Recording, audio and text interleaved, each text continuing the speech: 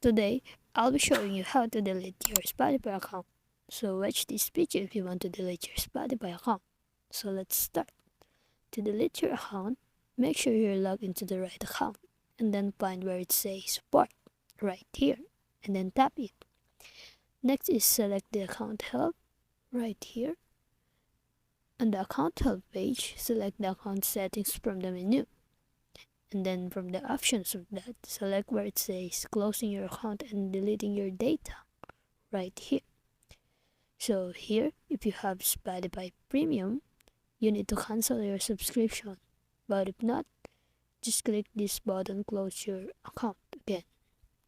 So on the next screen, it will ask you if you're sure you want to close the account again. And then click close account. Then Spotify will ensure that the account is the one that you want to close. So if it is right, click continue.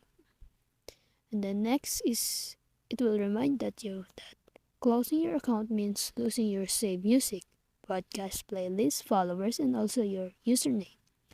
If you're sure and agree on that, check the box next to I understand and then press continue.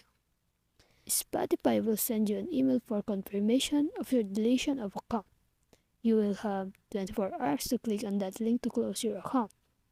So that's how you delete your Spotify account.